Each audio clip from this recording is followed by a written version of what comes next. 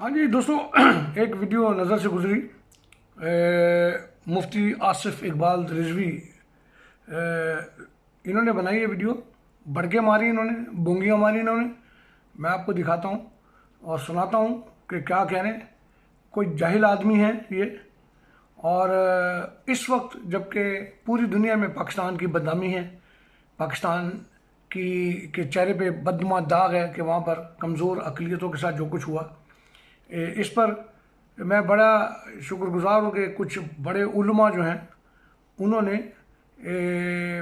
अक़लियों की तरफ हाथ बढ़ाया, उनकी हिफाजत, उनकी चादर और चार दीवारी के तक़द्दुस के लिए अपनी आवाज़ बुलंद की और एक अच्छे माहौल को, एक बुरे माहौल को अच्छा बनाने में एक माहौल बनाने की कोशिश की कि जो कुछ इस वक्त पाकिस्तान में हो रहा है। ज़ाहिर है कि एक बहुत बड़ा इलाका था जड़ा वाला, जहाँ पर 22-23 चर्चेज जो है वो जला दिए गए और मसीह घरों को आग लगाई गई और इमलाक लूट ली गई, जला नहीं दी गई, लूट ली गई और जो बाकी बची वो जला दी गई। उन उलमा का शुक्रिया अदा करता हूँ जो साबिर फ़हम है, जो मुल्क के साथ प्यार करते हैं, जो पाकिस्तान की बका और सलामती चाहते हैं, जो मुल्क में भाईचारा और एक अमन की फ़िज़ा कायम करना चाहते हैं। और इस तरह के मुफ्ती आसिफ इकबाल रिजवी जैसे मौलवी जो हैं, इनकी मज़म्मत करता हूँ मैं और हुकूमत पाकिस्तान से दरख्वास्त करूँगा, हम भेजेंगे इस वीडियो को भी। इस तरह के लोगों को चेन डाल के बंद करें, इनको बताएं कि ये पाकिस्तान के लिए बदनामी का बायस है। ये बकवास क्या कर रही है मैं आपको सुनाऊंगा इसकी जो बातें हैं क्या कह रहे हैं, ज़रा सुने। कुरान पाक की बेहुरमती, कुरान पाक को जलाने और मुक़द्दस हस्तियों की शान में गुस्ताखी के वाक़यात जोर पकड़ते जा रहे हैं। और ये इसलिए हो रहा है कि इस्लाम की मकबूलियत जो दिन ब दिन बढ़ रही है उसकी वजह से अगयार परेशान हैं और वो ऐसे ओछे हथकंडों पर उतर आते हैं जिससे हर मुसलमान का दिल जख्मी और खून के आंसू होता है। क्या कभी आपने कहीं सुना, देखा, पढ़ा कि किसी भी मुसलमान ने किसी भी नबी पाक के जूते की मिट्टी की तौहीन की हो? हम तो हर नबी का एहतराम करते हैं और जितनी भी आसमानी किताबें अल्लाह ने उतारी हैं, तौरात है, ज़बूर है, इंजील है, हम उनका एहतराम करते हैं। चे जाए कि वो किताबें आज अपनी असली शक्ल में दुनिया में मौजूद नहीं है, अपनी असली ज़बान में मौजूद नहीं है, बल्कि उनमें तारीफ़ात तक हो चुकी हैं।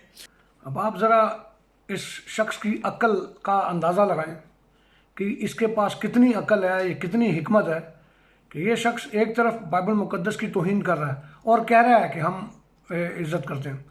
यानी अगर आप मुआवजे के तौर पे देखें कि अगर हम कुरान के हवाले से ये कहें कि कुरान जो है उसमें तहरीफ़ है या कुरान, ज़ाहिर है तहरीफ़ का मतलब ये है कि सच्ची नहीं है, तो तौहीन है। लेकिन वो शख्स जो है वो सामने खड़ा होकर कह रहा है कि जी हम किसी नबी पैगंबर की तौहीन का सोच नहीं सकते और हम किसी मजहबी किताबों का, अंजील और बाइबल का जिक्र कर रहे हैं कि उनकी तौहीन नहीं कर रहे हैं। हाँ, हालांकि उसमें तहरीफ हो गई है और वो अपनी असली हालत में नहीं है।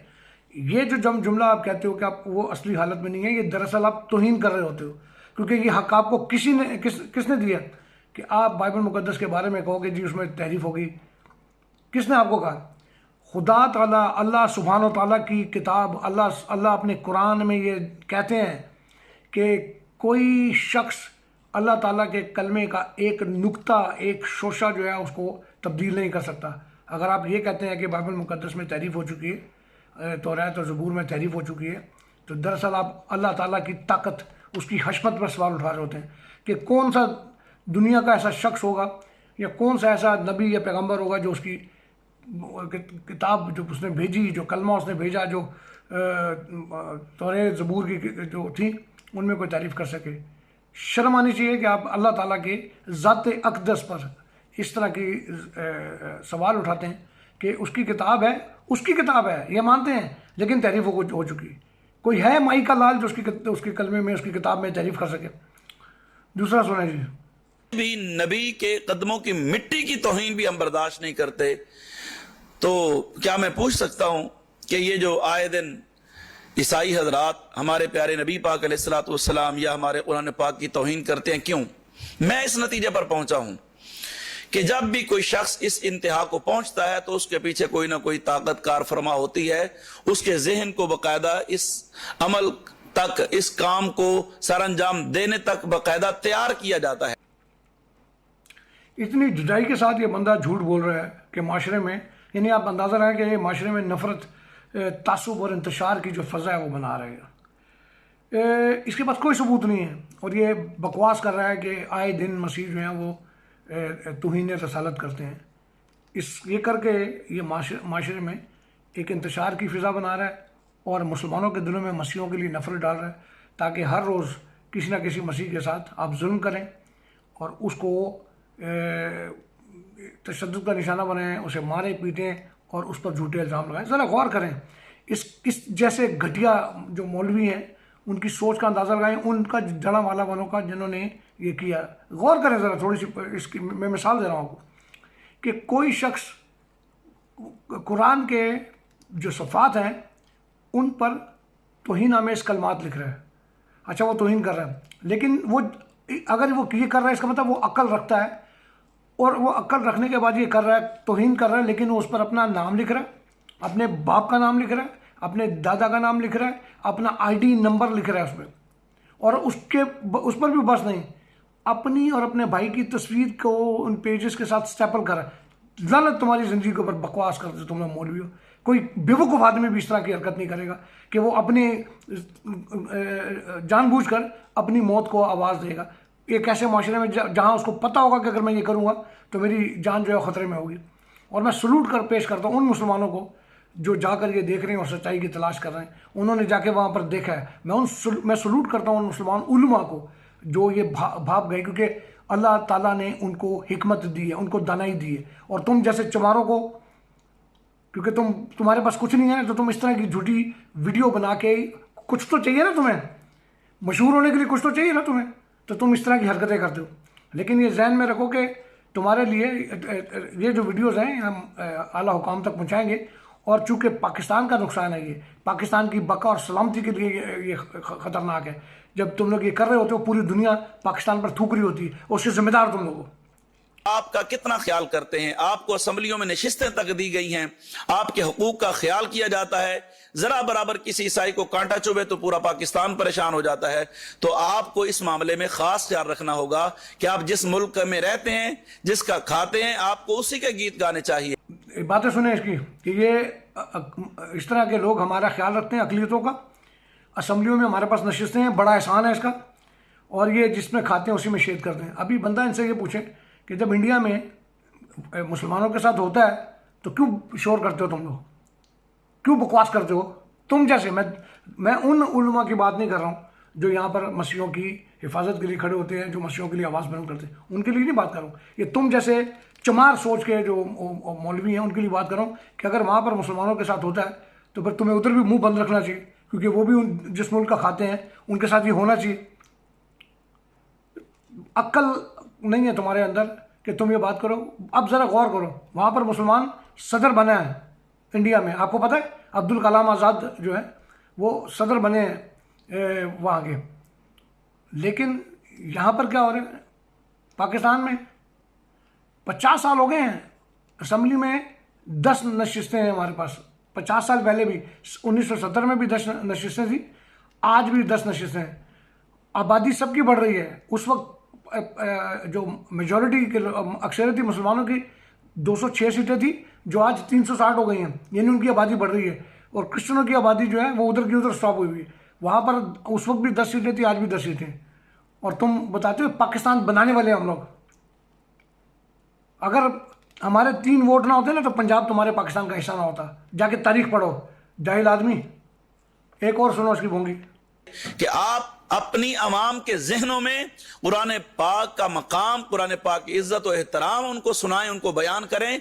और मेरे प्यारे नबी इमामुल अंबिया सैयदुल अंबिया जो खातमुल अंबिया हैं, जो अल्लाह के आखिरी नबी हैं, हजरत मोहम्मद मुस्तफ़ा सल्लल्लाहु अलैहि वसल्लम की आप उनको शान और अहमियत बताएं, और दीगर साहबा इकराम अज़वाज मुतहरात अहले बैत के मुतल्लिक उनको बताएं।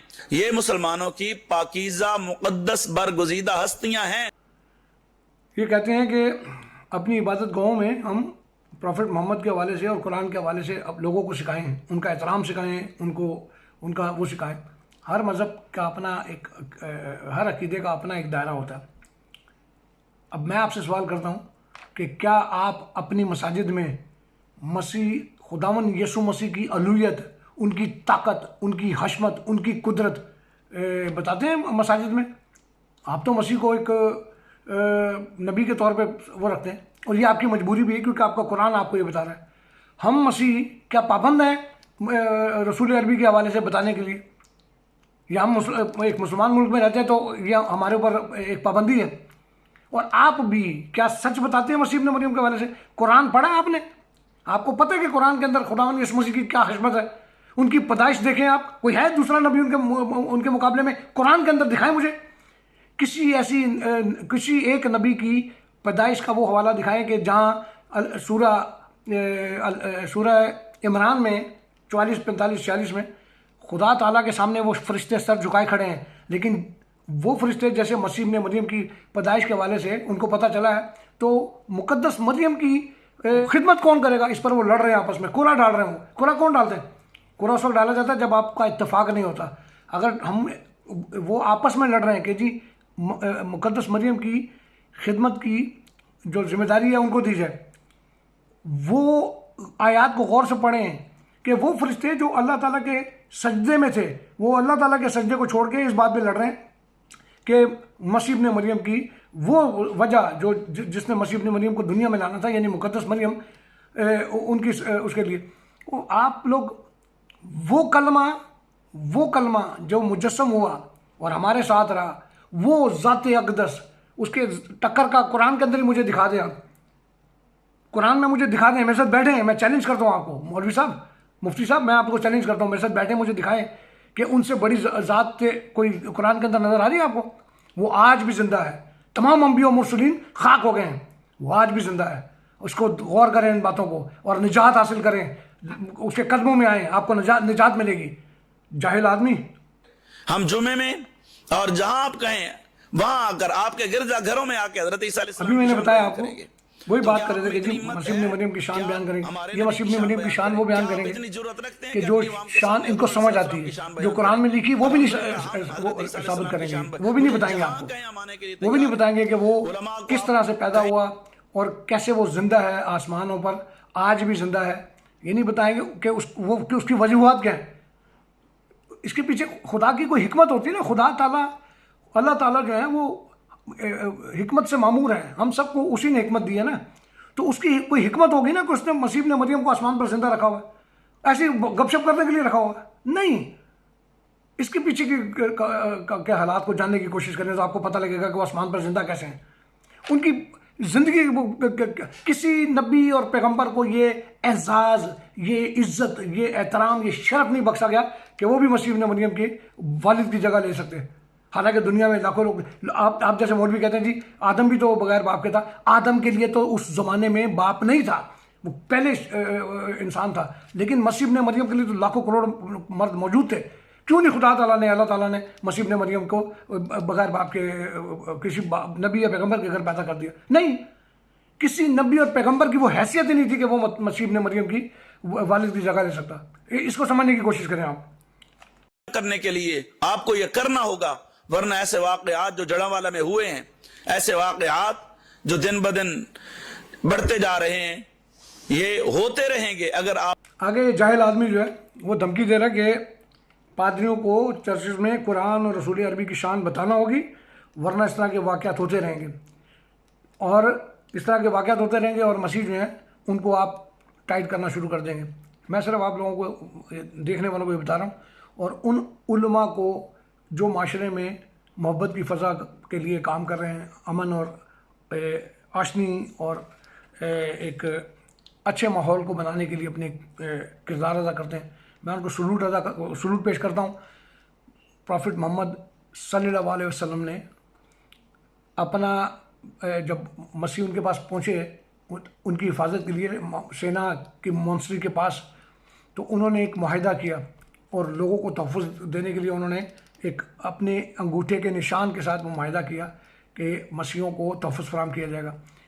मैं उन मुसलमानों को कहता हूँ कि इस तरह के मुसलमानों का गला पकड़ें, गर्दन से पकड़ें इनको और उनको मारे रोडों पर खड़े हो गए कि जो अपने रसूल अरबी, जो अपना इनका रसूल है जिस पर ये यकीन रखते हैं, उसकी जो तालीमात हैं उन पर नहीं चलते हैं। ये अपनी बकवास करते हैं, सिर्फ चंद टके कमाने के लिए लोगों के जज्बात को उभारते हैं। मेरी दरख्वास्त है मुसलमानों से, उन दोस्तों से कि जो प्रॉफिट मोहम्मद सल्लल्लाहु अलैहि वसल्लम की तालीम पर चलते हैं और वो जो कि अक़लियतों के लिए, मसीहों के लिए एक नरम गोशा रखते थे, उनकी हिफाजत के लिए उन्होंने मुआहदे किए, वो खड़े होते थे। तो इस तरह के जाहिलों को पकड़ना चाहिए आप लोगों को। बहुत शुक्रिया।